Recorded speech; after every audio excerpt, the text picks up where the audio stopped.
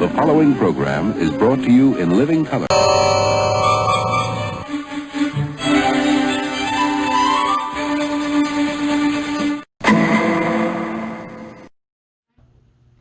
Hi, welcome to This Week in TV History. I'm Tony Figueroa, the child of television, and this is a big deal this week. I cannot do this alone, so I seek the assistance of my beautiful wife, Donna Allen-Figueroa, because she is the foremost authority on all things Peanuts. Thank you. The comic strip, the TV specials, the music, which is a whole thing, and also the feature films. Yes. So you have the entire franchise.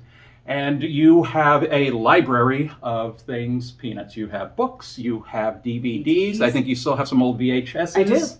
You have animation art. You've even visited the Charles Schulz studio up in Santa Rosa, California. Which is a fantastic place to visit if you're a fan, even if you're not. Charles Schulz, Peanuts, fascinating. You also visited his hometown. St. Paul, Minnesota. Where they have these wonderful little statues in the town square of all the Peanuts characters. That's right. He's a favorite son in St. Paul. So, this week marks the 55th anniversary of A Charlie Brown Christmas. The comic strip Began in 1950. So that means the comic strip is 70 years old this year. Do you believe that? 70 years old. It was slow starting, but once it gained in popularity, it never went back. So it was Peanuts featuring good old Charlie Brown, right? Snoopy came along later. Linus came along later. Sally came along later. Franklin came along much later. Yeah. So I do know a little bit. You do. Now, you've been around me a long time. Yes. No, and there's Google, but I do know a lot just from growing up. So this week marks the 55th anniversary of A Charlie Brown Christmas.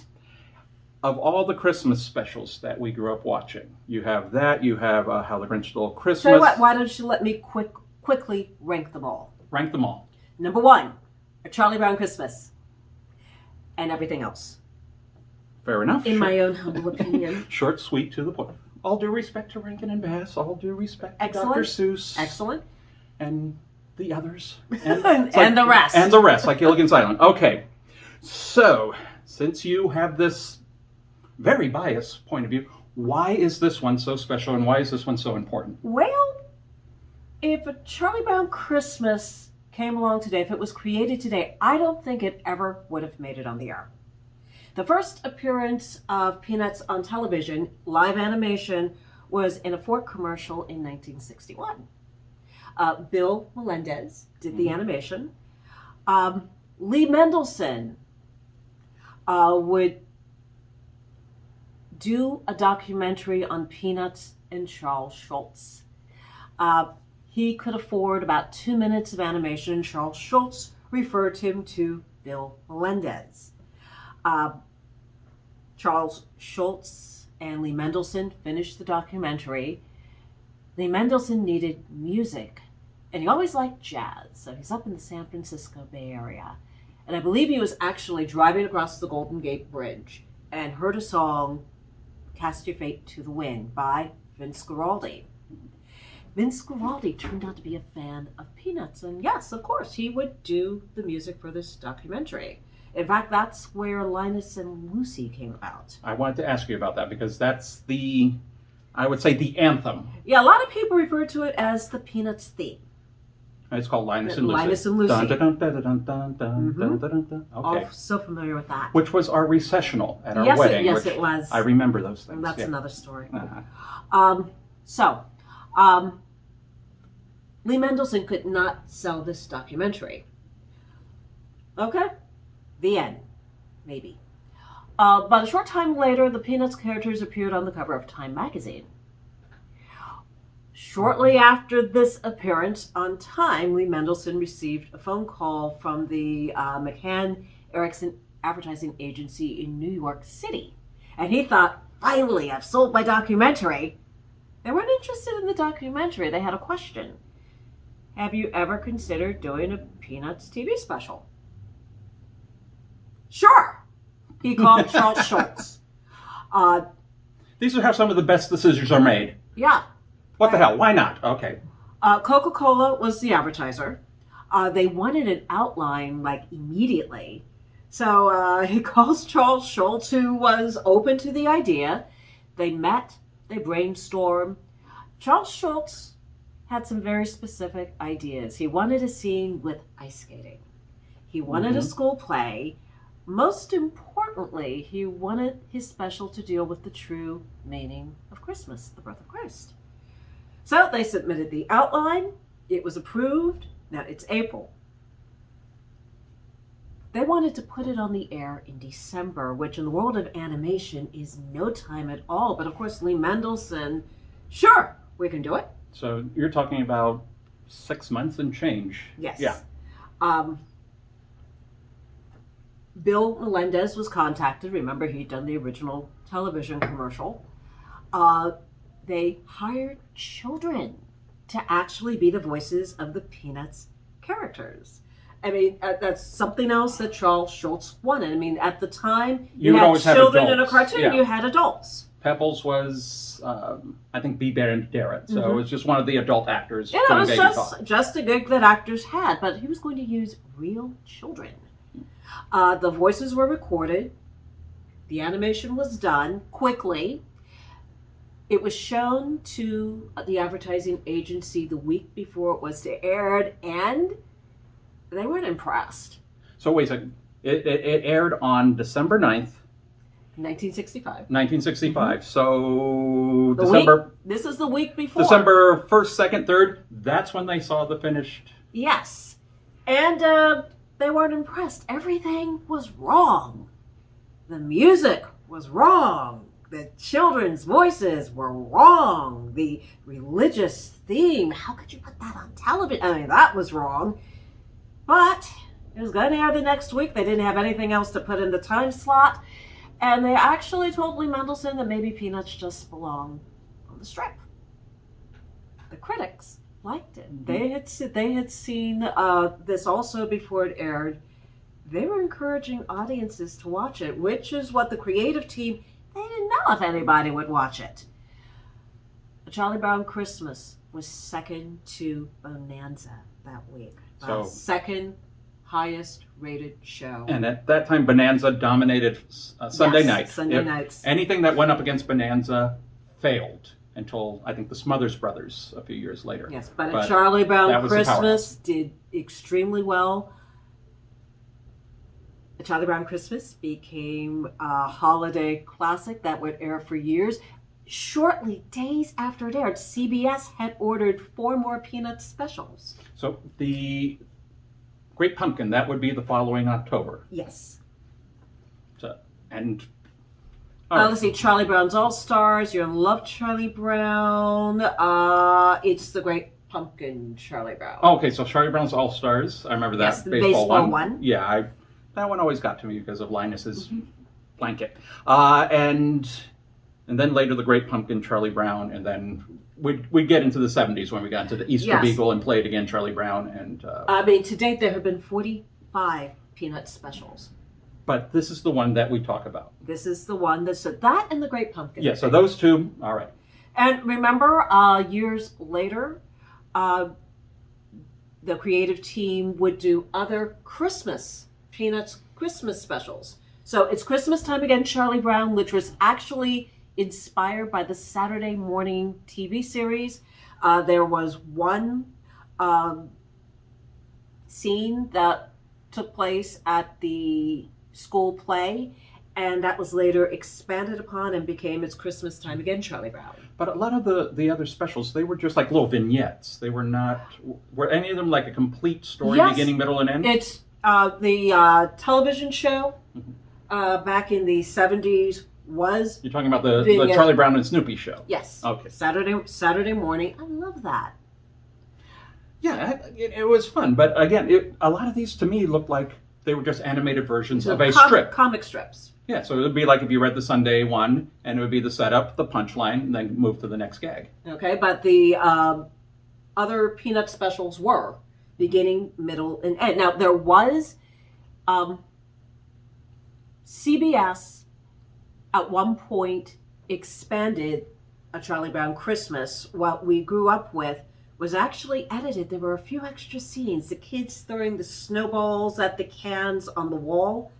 That was added just a few seconds, so it went over. And one year, CBS decided that they wanted the series, they wanted the Peanuts block to be 1 hour, so they created Charlie Brown Christmas Tales, which was short vignettes by some of the major characters, which is actually very sweet. It is very well done.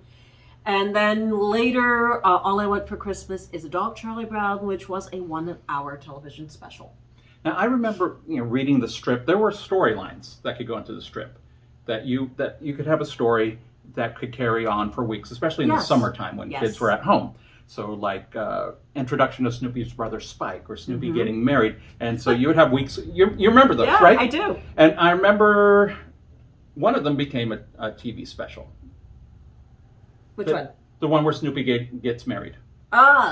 Snoopy gets married to a French, or Snoopy is engaged to a French poodle. Wait, no spoilers here. Don't worry. But it does introduce Spike to the animated world of Peanuts. He was introduced earlier on. Spike was going to fight the stupid cat next door So all of those gags were later added, but horrible digression. So Peanuts originally aired on CBS. It would eventually move to ABC. And then this year, to the shock of many, Peanuts was leaving network television. It was going to Apple Plus TV, where everybody would have access to it for free. But PBS, a deal was struck with PBS.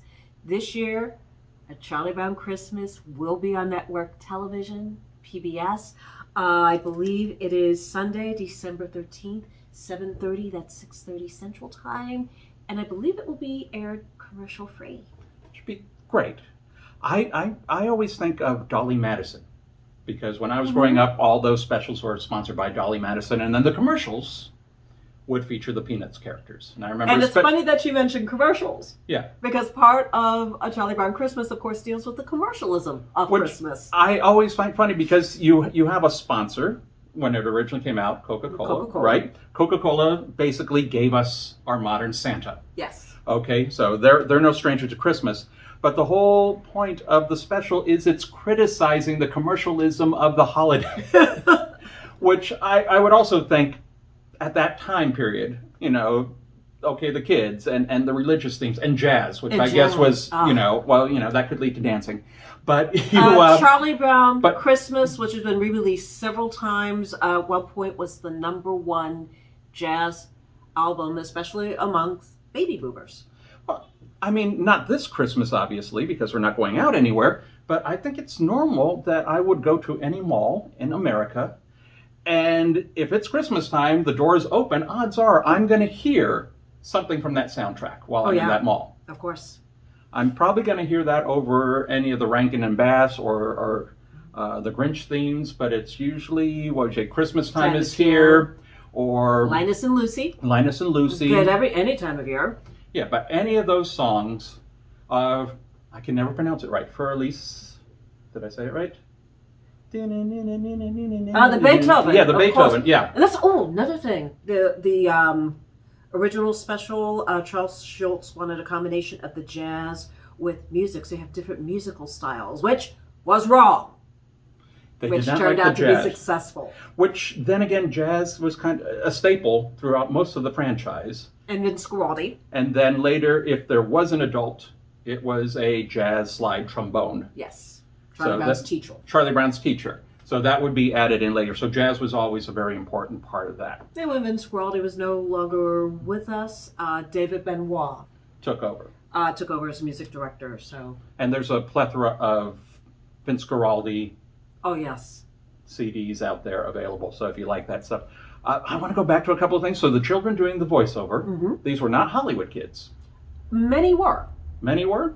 Okay. Several were. Because I think the use of children was especially with the character of Sally, who could not read, so she was given all of her lines, one by one. She was fed her lines one by one, and it comes out so beautifully, especially when she's saying, "All I want is what's coming to me. All I want is my fair share." I mean, that is such a beautifully delivered line. It is one of my favorite lines in all of that.